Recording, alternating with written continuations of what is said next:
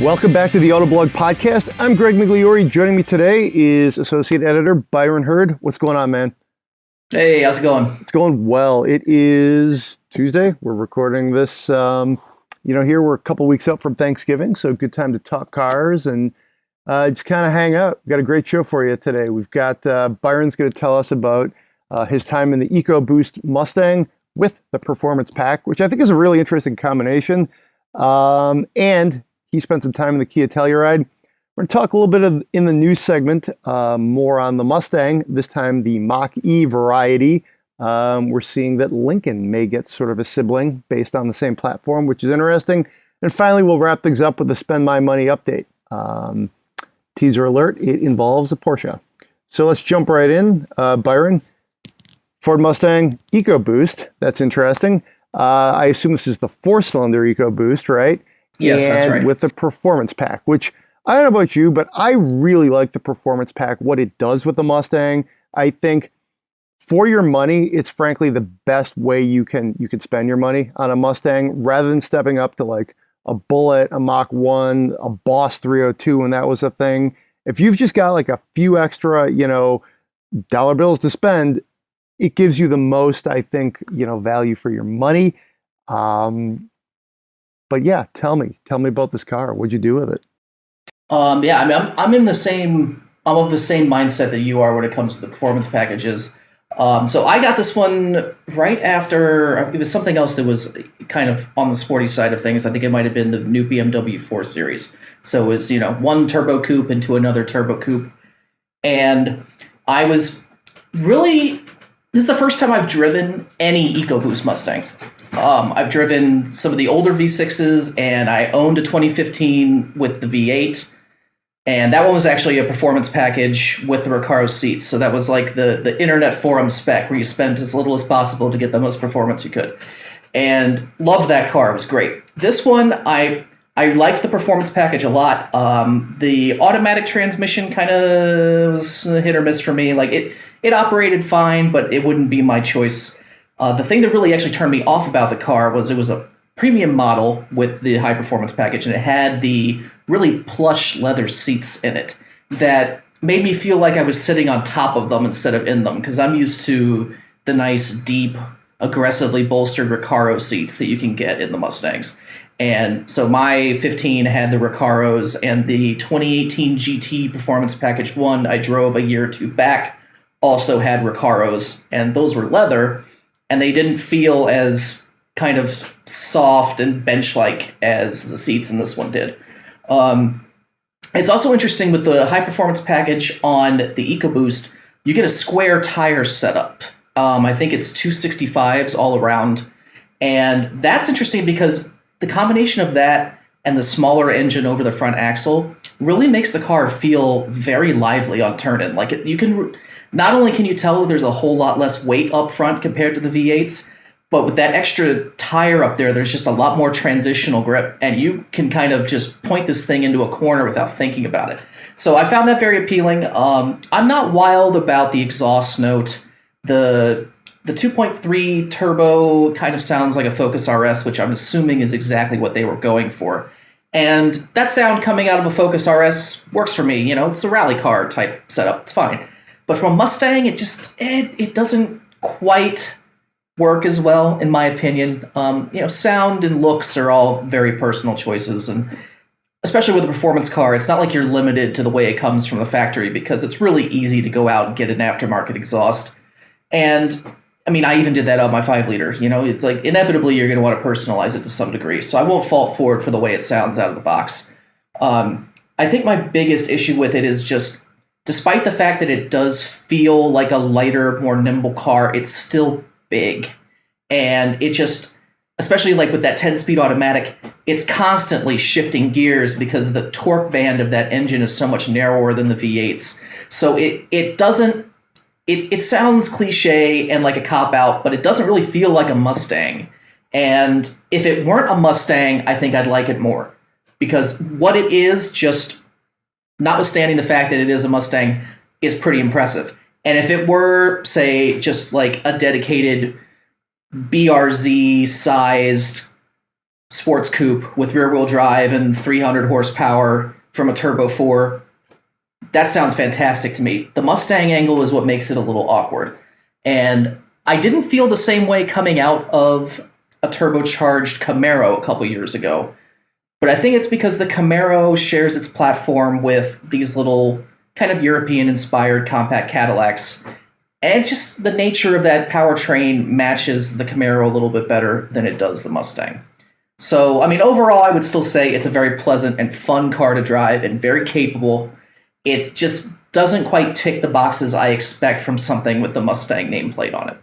It's interesting. You strike me as someone who might be hard to please when the Mach-E comes out a little more and like sort of, trying to evaluate what the definition of a Mustang is, and like, I mean, that one is unmistakably a crossover, but then you get all this performance. I mean, I'll say this, the Mach-E for me is no problem. And I would like to see them make maybe a pure electric Mustang coupe fastback sort of thing, as opposed to just like, hey, we're going to make it a crossover. And I get the broader business case for making a crossover that's electric and putting a Mustang name on it. But you have to do a little bit of mental calibration to get it there, I think. Yeah. I'll say this, the car you tested is not exactly how I would spec out a Mustang. Not that you had a choice, but I mean, that's just, there's so many different flavors of the Mustang in different ways to do it. I don't know. I mean, the performance pack is always intriguing to me.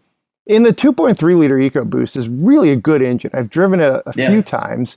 And even that automatic is a very good transmission. In some ways, I think that's, when I think about it from a pure performance perspective, that automatic is so like solid that if I were going to track the car, I would probably do that over the manual, because as I remember, the Mustang's like gearing and just shift action, just like the standard 6-speed manual.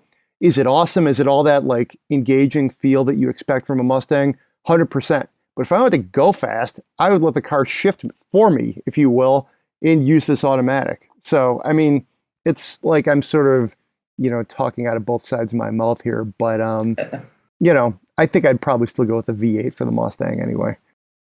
Yeah, I mean, the transmission, the way it behaved was fine. It was, it was calibrated to work with what it was connected to, and it made sense in that context. It's just that the automatic Mustangs didn't really mature into being a performance option until that 10-speed was introduced. Because even pretty early in the current Mustang's life, if I'm remembering correctly, I don't even think you could get shift paddles on the wheel in a GT until like 2018 or something like that. They might have offered it with performance package cars, but it's not one of those, like, when you go to shift in these autos, there's no like dedicated shift detent for manual mode or anything like that. There are paddle shifters on the wheel if you get the cars with the right packages for that. But prior to that, there was just like that little thumb toggle for like positive, negative gear selection on the selector, and that's not a performance automatic, like you're trusting the automatic to make the choices for you. That's fine, especially with all the really advanced performance driving modes they have in these newer ones, where you can put it in track mode and the computer does a really good job of choosing what gear you should be at. That's great.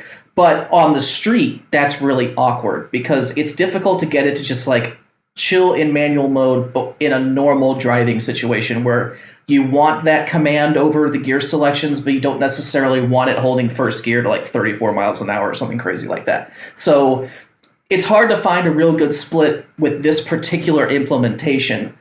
But when you look at like plenty of other automatics that are out there that have better options for it, I mean, if you look at a Porsche PDK or a VW DSG or something like that, granted those are twin clutch units, but a gear selector is a gear selector, and if you can pop it over into manual mode with your wrist, I really don't care what it is behind it as long as it gets the job done. And I just feel like the Ford's implementation right now is only like 75% of the way there, and it's something they can easily fix with the next generation. and get me to shut up about it, which I'm sure is their number one goal over in Dearborn, is just to get Byron to stop complaining about their Mustangs. There you go. There you go. For those of you listening at home, this is the 10-speed automatic, which is actually shared with General Motors, which is kind of something you may or may not remember. They collaborated on they had like a joint venture on transmission development, which they've actually done at least once, maybe twice before.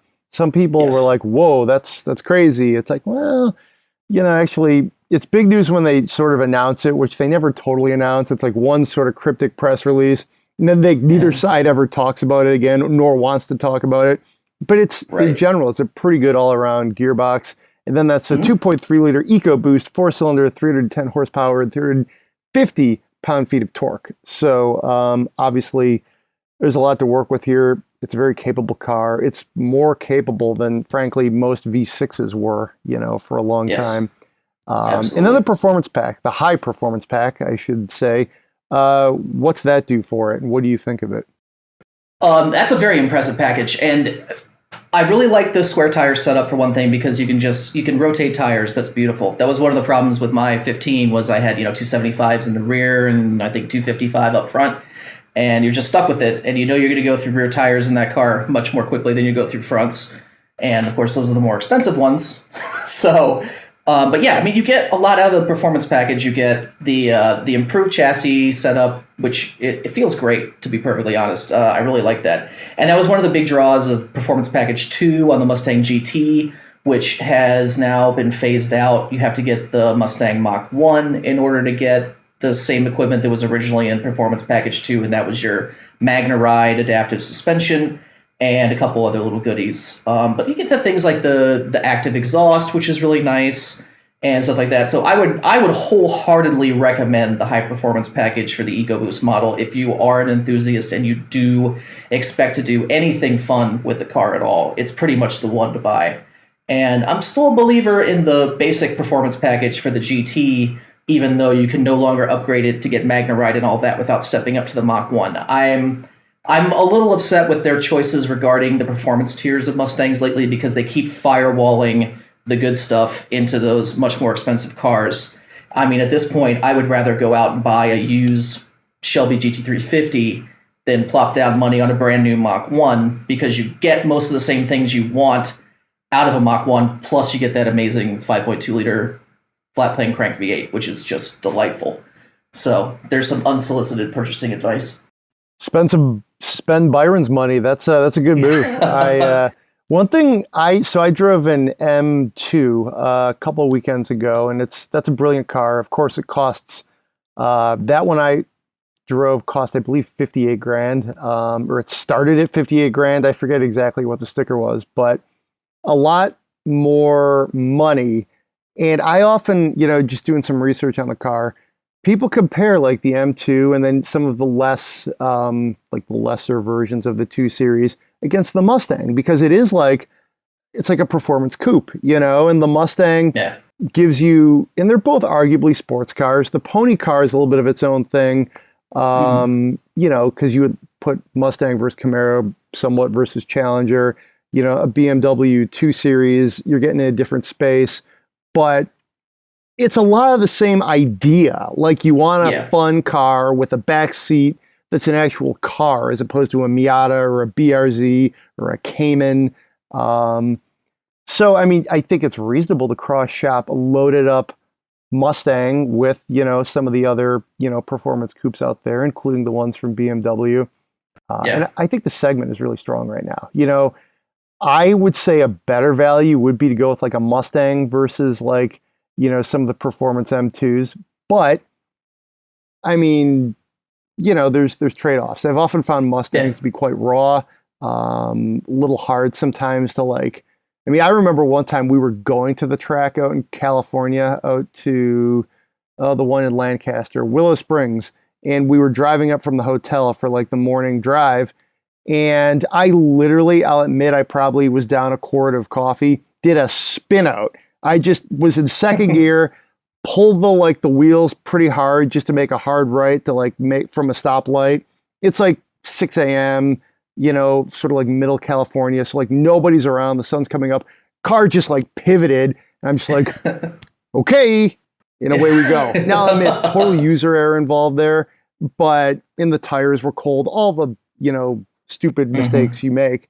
But, I mean, let me put it this way, the Mustang can be light on its feet. And granted, this was a generation ago of the Mustang, but it's the same ethos, it's a raw car, and you gotta be careful with that amount of performance, not like the M2 is for the, the lighthearted, but I found that car to be more livable, if you will. So, yes. I mean, I don't know. Do you have a favorite in this kind of performance coupe segment? I don't know. Any other like sort of preferences? That's tough. I mean, obviously, my heart says GT350 because that engine is delightful, and I think that's probably like the most complete Mustang that they've sold in quite some time. I have a real soft spot for it. But I think if I'm just going out to spend money on something well-rounded enough to be a daily driver, but still something you take to the track, I really do think the BRZ and the 86 are tough to beat. The downside to them is if you do go for like the BRZ TS or the performance package on either of them, the ride and noise will get to you, even far more so than in a Mustang or a Camaro. I mean, a Challenger is basically a luxury coupe compared to any of the others. And so I've owned a Challenger with the 6.4 liter, and I've owned a Mustang with the 5 liter. The Challenger was the most livable, practical one, despite its size, which is kind of a downside. The Mustang was definitely the better performer. And then the Camaro, I think, kind of splits the difference between them. The only downside, really, with the Camaro from a day-to-day perspective is there's really no room for your feet anywhere, especially like on a long trip. The pedal box is tiny. There's a weird little ledge in the footwell there where you can really only kind of put your feet either up on the ledge or down below the ledge. You don't really have any choice. So like on a long drive, you could cramp up. It could be uncomfortable. But if that's not a consideration, then the Camaro is probably the best all-around one, really regardless of what engine you get, because that chassis is just so good. That's a brilliant chassis. That is, I'm going to try and remember my Greek terms. Is it Zeta or is Zeta the old one for? Oh, I do not remember. Zeta is rear-wheel drive. It may be like a version of Zeta, or they may have come up with a new one. Delta was another one. I feel like that might be the old rear-wheel drive for like the SS or something, or the old G8. But whatever like Greek word it is, yes, I agree completely. And you noticed it right away, like when this was back in I think 14 or 15, and the Camaro got that injection of ATS, like chassis components. Immediately, the car went from being, right in there with the Challenger and the Mustang to being like this really, I think it's the best handling of all three of them. I mean, the Challenger, no comparison. But right. I mean, just it's precise. It's like a technical experience. It's almost like, I would say like, this is probably high praise, but like the Audi of the pony car segment, as far as like a sophisticated chassis, experience that gives you more confidence, perhaps even than you deserve. I've always found myself able to go faster in Camaros than I could in Mustangs, just because of like the turn in, just the way it responded. And maybe that's just my experience, how I drive. I don't know. But yeah. All right. So that's Camaro, Mustang, and a few other performance coupes. Let's make a hard fade here to the Kia Telluride. Beautiful SUV, I think. It's one of the more important vehicles I think Kia has made in a while. It clearly filled a gap in their lineup and can perhaps attract some new customers. I think it's a great value too when you look at just how much you could get on a Telluride, just for like the starting price. And you had one for I think a week, right? Yes. What did you do with it? So, I didn't do a whole lot with it. I did a couple driveway tests, which you guys will see. Well, it'll be the same week we publish this, so they should be coming up for you. It'll fit a ton of stuff when you put the seats down. It'll fit a ton of people when you keep the seats up. All the things that you need for passenger car are there. If you need a 3-row, it's a great one. And it's one of the few cars I've driven recently that have actually gotten attention from people kind of out in the world, because they're still very hard to find. There are a lot of people who want to buy Tellurides who can't because the dealers either don't have them or they're marking them up because they can, and or for whatever reason, like they just can't find the right spec, stuff like that. Which I was sitting at a stoplight not far from home here, and had a guy in a smaller crossover of some kind. I don't recall what it was, like a smaller GM, rolled the window down and wanted to ask if I'd bought it locally, because he said he couldn't find one with less than about $4,500 in markup on it in the area. That's which crazy. is, considering this thing has been out for over a year now, that's outrageous. Now, obviously, COVID and Kia went into it with capacity issues. We knew that. They said early on that they just didn't have the capacity for it. So that's an issue, obviously one that's still ongoing. But so he chatted with me for a couple minutes just while we were waiting for the light to turn. And the only other car I've had someone do that with recently was actually the BMW 4 Series I was driving. And they literally just wanted to go, hey, I recognize that that's the new BMW 4 Series. And it was because of the, massive new grille on the front of it. And so they didn't have anything nice to say about it. They just wanted to point out that they knew what I was driving. So you get interesting interactions, especially in the Detroit metro area. But I really don't have a whole lot negative to say about the Telluride. Kia calls it the Celluride internally. Like, that's their little joking way of referring to it, because they literally can't keep the things on lots. They're very good. My only real negative points to point out would be, I think the adaptive cruise control is a little too timid. It's one of those that other people on the road can easily abuse. They can cut you off for days, and you'll just go slower and slower and slower and slower until you're not moving anymore. And but apart from that, and the engine response also being kind of tepid from time to time, it's like all of these big 3 rows. It has a decent sized V6, but it's tuned for fuel economy. And they're at the kind of limit of how much torque they can deliver through these front-wheel drive transmissions. So we're not going to be seeing like twin-turbo versions of these front-wheel drive crossovers, regardless of who they're coming from, especially since half of them share the same transmission to some extent with somebody else, or at least with other cars within their own lineups.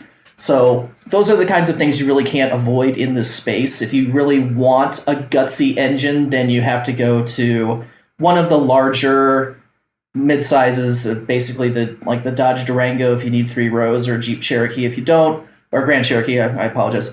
Or you have to go to the big boys like the Tahoe Suburban, Expedition, those, where you can get V8s or equivalent. You get the crazy like hybrid transmissions and stuff like that, or powertrains in the Ford. So, for what it is, for the segment it's in, it's hard to beat. Early on, I would have said that the Palisade actually can be a slightly better value, especially because you can get the power folding 3rd row in that one, and it actually ends up costing a little bit less than a fully loaded Telluride if you're going for every option. But I think that's something that's been addressed for the 2021 model year, where they've kind of evened out the equipment between the two of them. So, it really comes down to styling. You either love the Telluride and you want one, or you want something else. And it's hard to go wrong, but great SUV.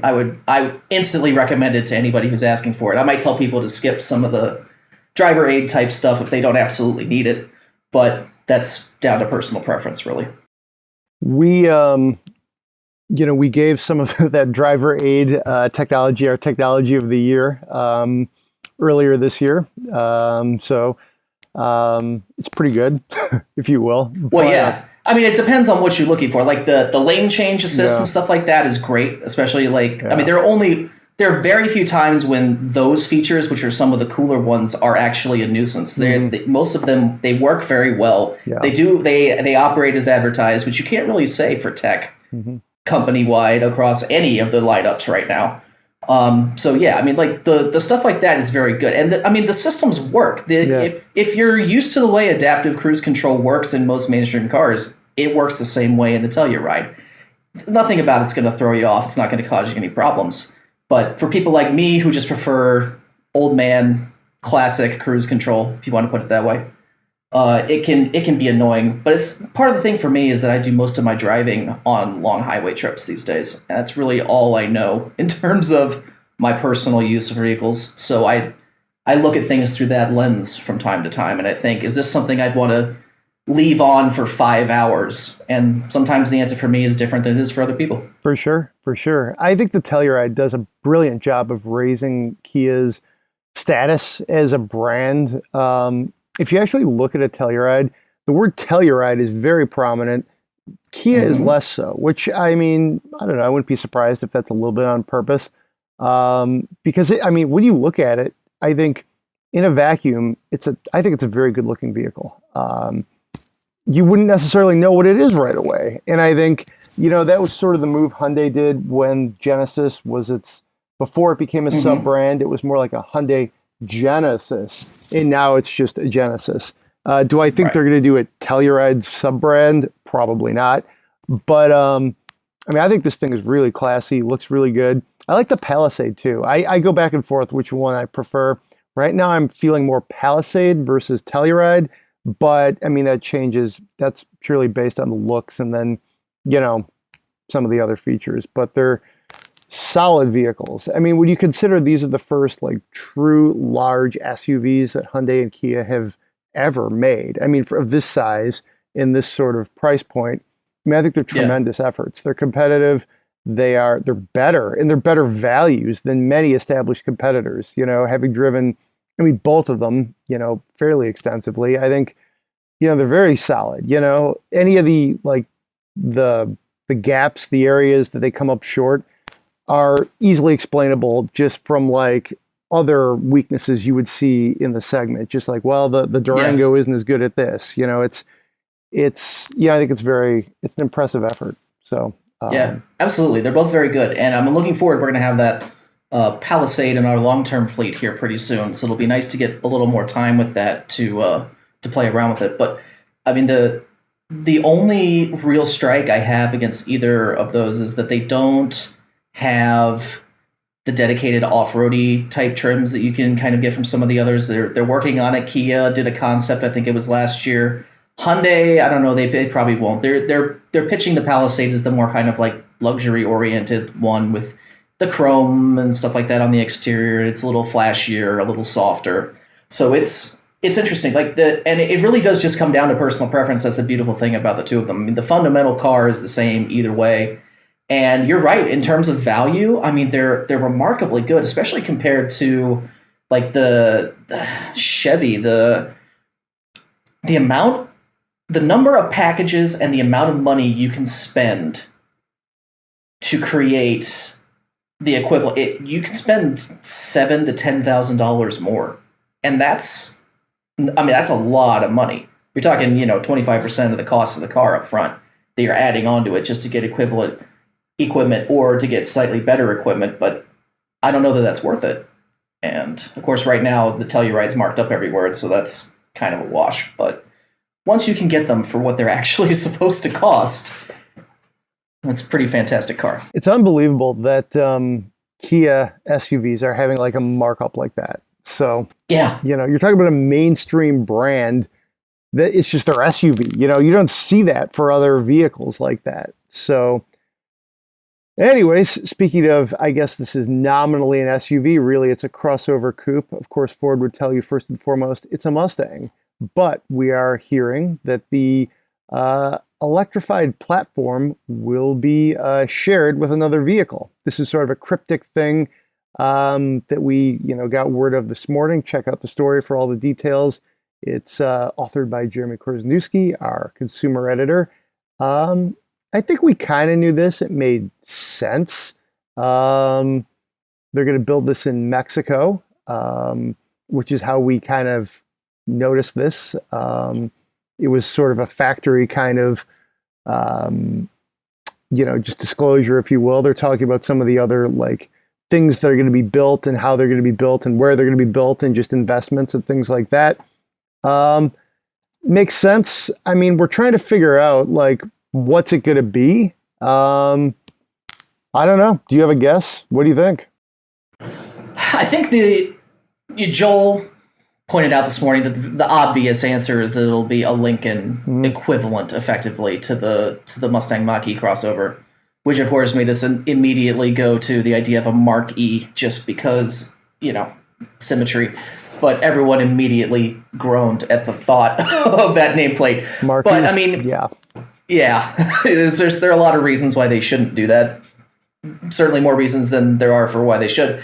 But that is the obvious answer, I think. And I mean, aside from that, the only other thing that would make sense to me would be to do some sort of like kind of take on the Hummer EV idea, where you do a skateboard chassis pickup. Obviously, it would have to be smaller because the Mach-E is just not that big of a vehicle. But I think there's potential there, especially if they decided to like keep their new electric platform within their icons, which is what they're calling the Mustang and the Bronco and the other, heritage nameplates that they still have in their portfolio.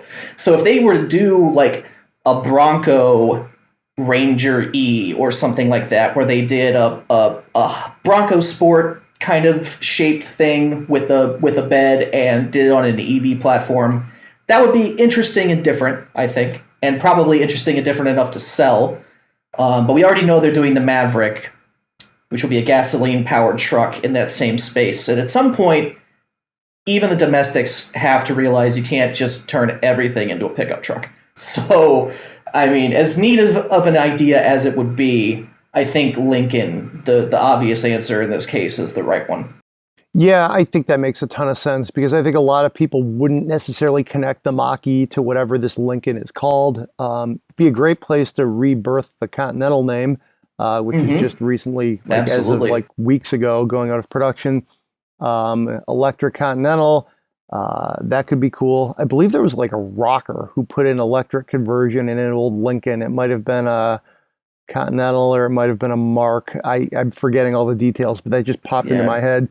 But I think it makes sense because it would make Lincoln very competitive in the green space. And all of a sudden, like, you could charge more for it. It's a Lincoln. So there's that. And I think what also is good about that is it would make Lincoln more on the cutting edge. It's not just luxury. It's not just, any other reason you might buy a Lincoln.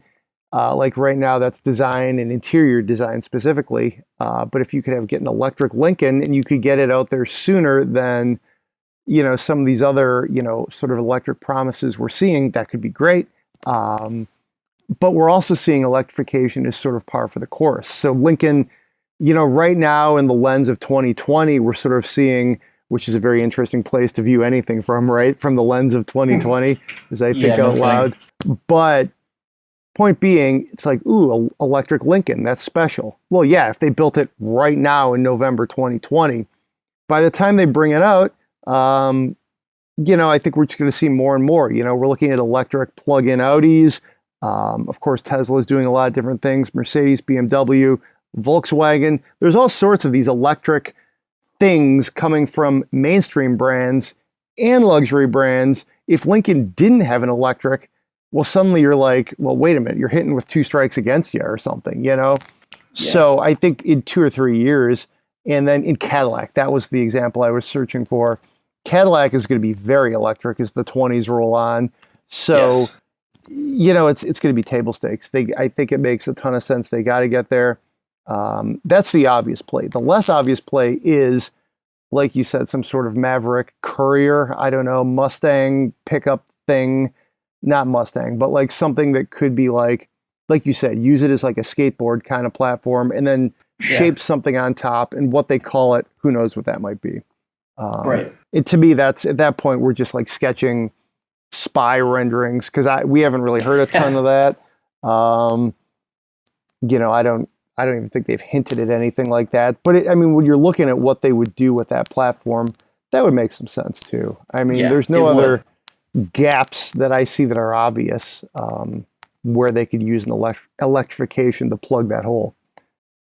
Right, and there's going to be, we learned from from Ford's labor negotiations, they're going to build electrified crossovers to replace the Ford Edge and Lincoln Nautilus in Ontario, Canada.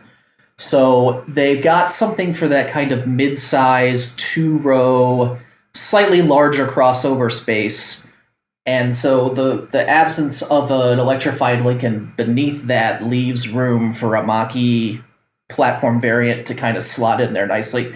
It would also probably make sense for Lincoln to make it like an upmarket nameplate, just because, Mustang Mach-E for now will be Ford's answer to mainstream EV, but that's only until they come out with a more mainstream EV, right?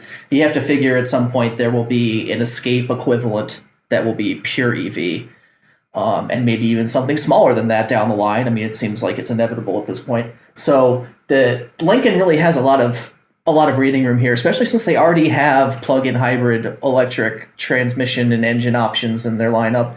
The modular rear-wheel drive hybrid transmission we know has been pitched for other products. We don't know which ones specifically yet. Ford won't confirm any of that. But so the hybrids are going to spread around both the Ford and Lincoln lineups even more than they already have. And that's going to include rear-wheel drive vehicles that are currently not electrified. So, I mean, the roadmap for the next 5 to 10 years is obviously not set in stone, and it's going to be full of a whole bunch of interesting electrification strategies. So it's going to be cool to see how it plays out. You know what's interesting? I just thought of this. We haven't seen like a platform stablemate for the Mustang since the Mercury Cougar. And it's been a while. Like the Mustang at times has had, like when Mercury was a thing, they had like a sibling car. Right. Yeah, and sometimes the cars were very different, very significantly different, to the point where like it almost wasn't even apropos to like compare them. But sometimes they actually were somewhat close. Yeah. So this could be interesting. And what I think is kind of neat is the Mach-E is a crossover, if you will. It's like a sports coupe inspired crossover. But if you look at it, you know, I'm not sure exactly how it's going to ride or drive and handle all that stuff. They say it's going to be amazing and sporty, but it does have like a rather crossover-y silhouette in the back. You know, I've made the case that the Blazer is very Camaro like appearing. Chevy could have called that like a Camaro with just a few more style tweaks, maybe get rid of those plastic wheel arches, lower the ride height a little bit. It's still a crossover silhouette, but it's, you know, a little more of a, like, you get more of that like cargo space and layout of a crossover. So yeah, like to me, when I look at the Mach-E, I think it looks great. I think it's totally legit that they're doing it the way they're doing it. But it's interesting because I don't know, in some ways there's almost this like, there's the dissonance, you know, between the enthusiasts like, well, that's not a sports coupe. You're right, it's not. And then you look at the Blazer and it's like, well, wait a minute, that's a really long hood on a crossover. That's quite the grill. Right. And that's the Mach-E's playbook to say that it's a Mustang, in addition to all this electrification performance. To bring this all together, what I'm trying to say is if you called it like an electric Continental or an electric Mach or another, I don't know, bring back the Zephyr name, if you ask me, or something, go back to the 30s, don't go back to the early 2000s. And, you know, just call it like a Zephyr Zephyr like performance electric crossover. Nobody's going to have any like, you know, dissonance or anger over the fact that your Lincoln Sports Coupe is a little too crossovery. You know, you lose that like heartburn that I think some people had with the Mustang name. I was not among them, but, you know, read our comments and there were people out there and who didn't like that idea. So, well, and it's funny too, because just if you go back, I mean, you used the word dissonance earlier. I think that's a perfect word for it. You look at how people were hyping up the idea of Mustang sedans and Mustang wagons and stuff like that. Even just within the past decade, everyone was really hyped for the idea of like, oh, it's going to be like a Mustang shooting brake, or oh, it's going to be this, or it's going to be that. Especially because the new Mustang does share some kind of platform DNA with the old Lincoln rear-wheel drive sedans. So, yeah, there was this idea, you know, the rumors were going for years that there were going to be Mustangs that were capable of holding more people. And then suddenly you get a Mustang crossover that's electric. And that's, I mean, a lot of people went, oh, well, there you go. The rumors were true. Here's a Mustang crossover. It can hold more people. And everyone's the enthusiasts are like, wait, no, that's not what we wanted. I'm genuinely not in the purist camp on this one. I think the Mach-E is perfectly valid. I mean, it was a weird choice, but I don't think it's that big of a deal personally. I think people get a little too hung up on branding disguised as nostalgia, and you have to find a way to cut that differently. So if the Mach-E is good, the Mach-E is good. If the Mach-E is bad, the Mach-E is bad. The fact that it's a Mustang doesn't play into it as far as I'm concerned. But, you know, we'll see what happens. Cool. And I think the I think we'll see on this one because some of Ford's like product plans, it seems like there have been some tweaks with them, at least is what we publicly know, versus some of the rumors. Like again, to go back to like the Courier and the Maverick, it's like these are like almost open secrets, but then I think automotive journalists are pretty good at like sleuthing out what's coming next and what, how it's going to shake out. This one kind of came out of nowhere. So how about we spend some money?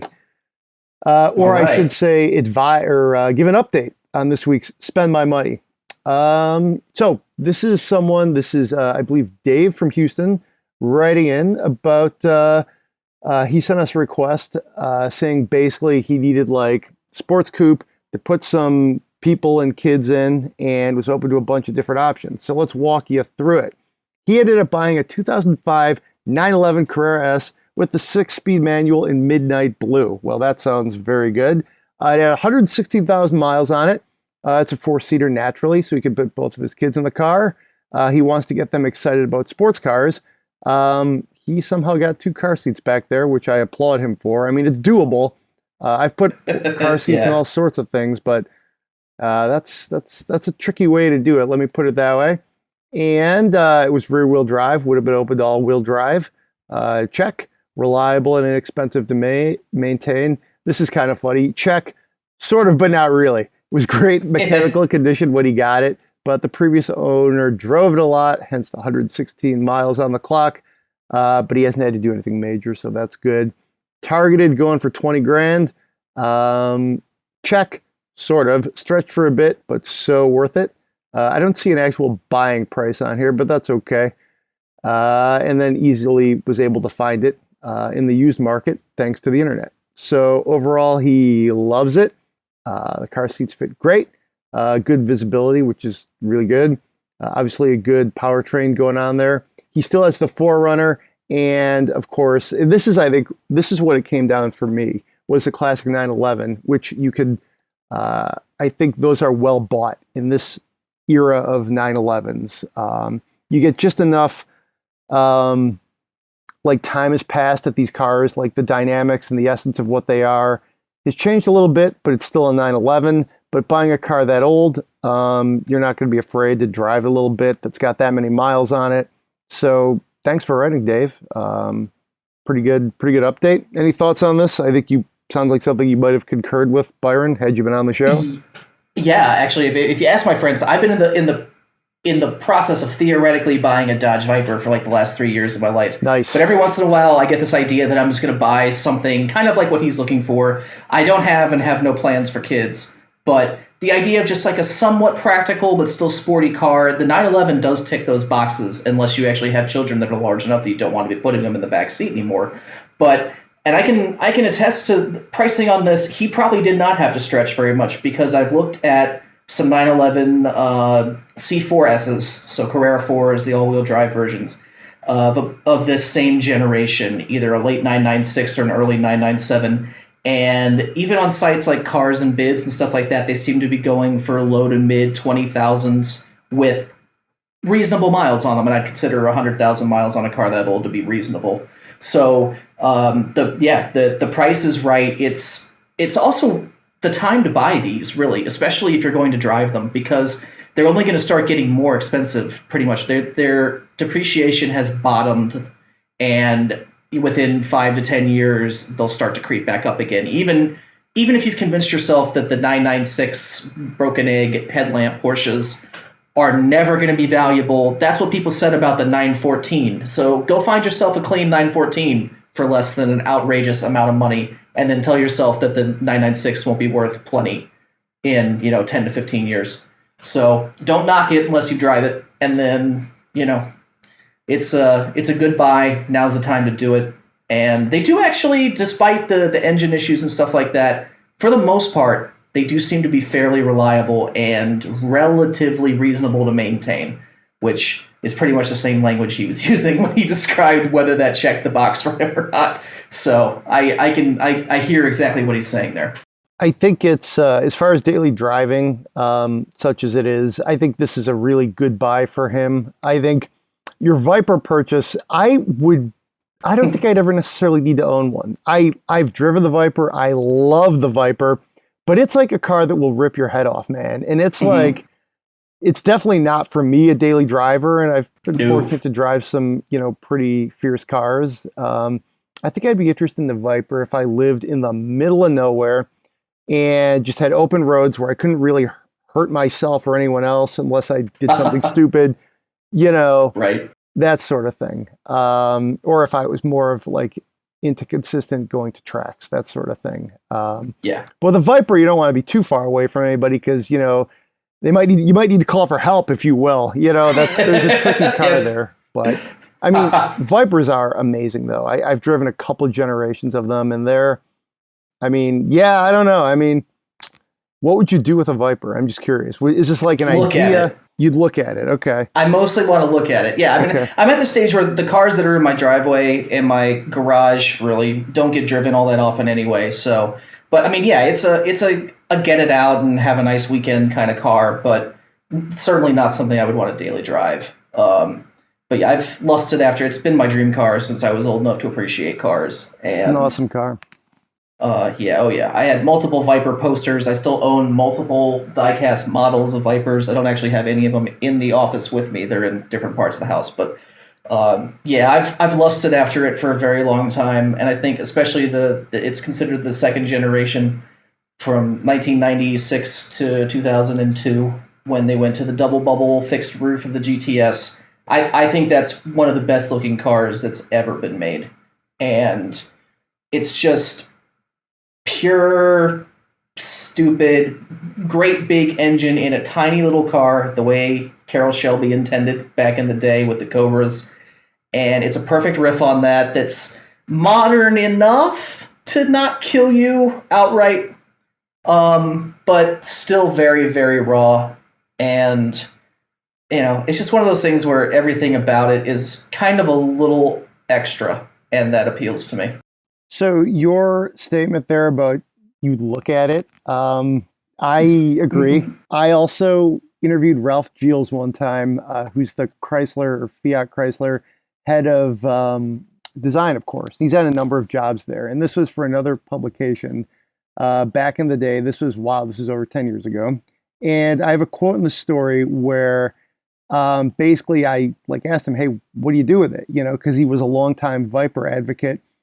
And he's like, yeah, I don't get to drive as much as I'd like, but half the time I'm just sitting there eating cereal and looking at the Viper in my garage, which is like, he really drives cars too. If you know him, you follow him on Instagram, he really has some fun with cars, which is great. But I think that's kind of like, with the Viper, you buy it because obviously you have the skills to drive one. Like, maybe for you, it's like your dream car.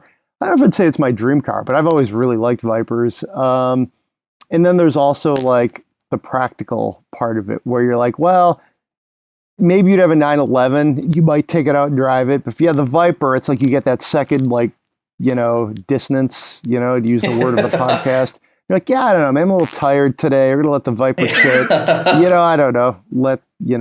We'll see. Yeah, I mean, the air conditioning systems in those are kind of a suggestion, and I mean, they're at the age too where even if they were in prime condition, they wouldn't work all that well. But I mean, it's a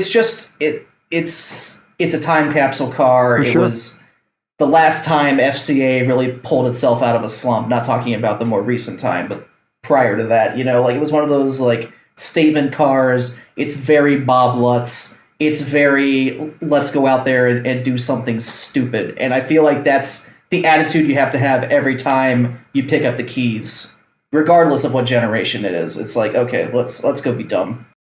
It's one of the most intense cars I think I've ever driven, bar none. I can't think of it's a completely different vibe than an R8, all sorts of different Huracans and Aventadors.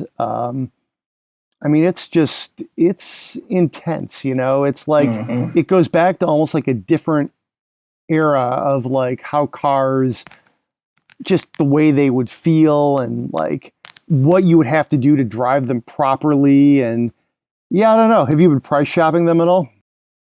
Yeah, I've actually gone so far as to make an offer on a couple. Oh, wow. I've got one offer still outstanding right now. That's a California car, which Oh, would wow. be kind of a So pain you're to get serious it back about this. home. Because I'm here in the Greg and I are both in the greater Detroit area.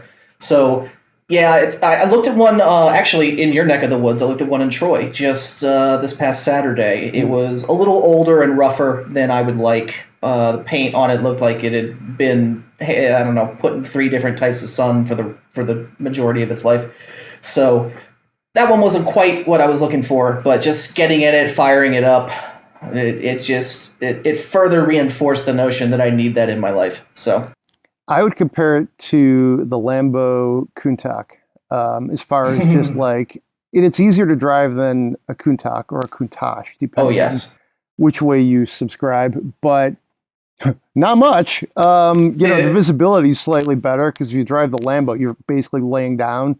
And obviously, it's got the steering's more intense, whereas the Lambo, it's like there's no steering, but you still have to work really, really hard to turn it. yeah, I drove one of those in Miami one time, and that was a trip, man. I believe it. So yeah, I think we could leave it there. Maybe someday we'll spend Byron's money. We'll get like a Viper segment on here. And actually, I think you've got me convinced. Next time we have you on here, maybe we should just do a Viper segment. I don't know what it's on, but I don't know either. But trust me, I'll talk about it for hours. There we go. Me to. Maybe that's what it is. We won't even like storyboard or prep it out. We'll just roll the ball out and see what the final score is. All right. Sounds good. All right. That'll be an upcoming podcast. We'll tease it out. We'll leave it right there. Everybody be safe out there. We hope you're enjoying the fall. Until next time.